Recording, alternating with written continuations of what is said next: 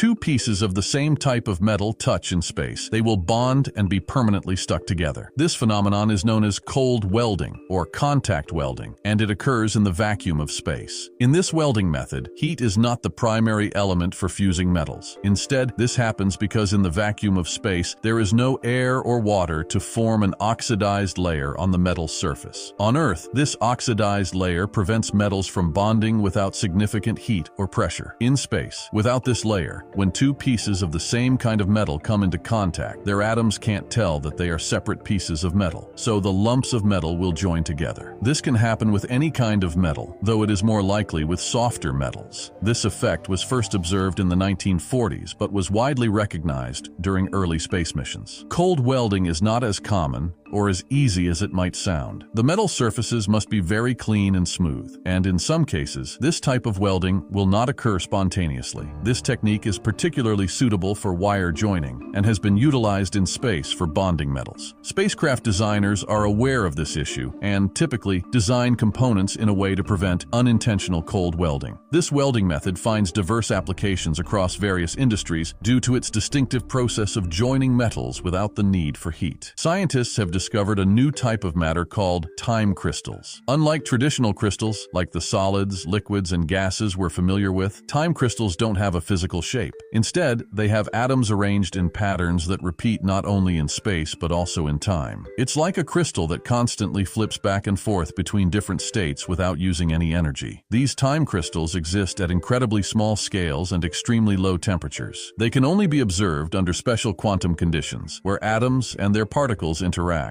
Creating time crystals involves cooling helium gas to an incredibly low temperature while carefully observing its behaviors. At such low temperatures, matter behaves differently, and quantum effects dominate. Time crystals exhibit oscillations between different low-energy states, creating a perpetual, indefinite motion. Time crystals do not violate thermodynamic laws, nor constitute perpetual motion machines, as they require external energy inputs. While time crystals may not serve any practical purpose yet, scientists believe they could be used as a memory for quantum computers in the future. Studying time crystals helps researchers understand the mysterious world of quantum physics, where particles can exist in multiple places simultaneously, form quantum-encoded information bits, and exhibit phenomena like entanglement and teleportation. Which country will be the first to land a human on Mars? 3 nations are competing to put a human on Mars: the US, Russia, and China. Each of these nations has its advantages. The US with its technological innovation and public-private partnerships,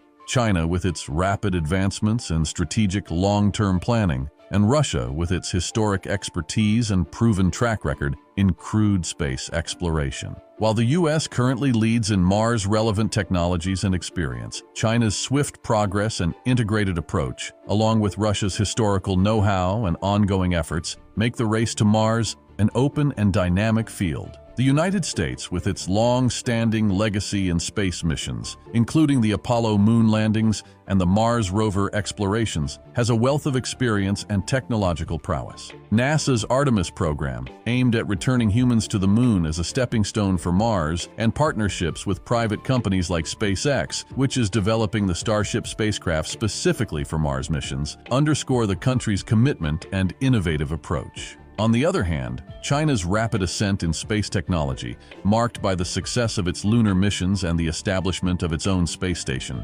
demonstrates its capability and determination. China's space program is driven by state-backed funding and a long-term strategic vision, embodied in the Chinese space station and the Chang'e lunar exploration program. Lastly, Russia, with its rich history in space exploration dating back to the first human in space, Yuri Gagarin, and the launch of the first satellite, Sputnik, has a deep-seated expertise in crewed spaceflight. Despite recent setbacks and budgetary constraints, Russia's well-established space infrastructure, skilled workforce, and experience in long-duration space flights, as seen in its Mir space station and participation in the International Space Station, provide a solid foundation. Russia's Soyuz spacecraft has been a reliable workhorse for crewed missions, and developments like the Angara rocket and the proposed Oral spacecraft could bolster its capability for interplanetary travel. The first human landing on Mars will not only be a monumental scientific achievement, but also a testament to the leading nation's strategic vision,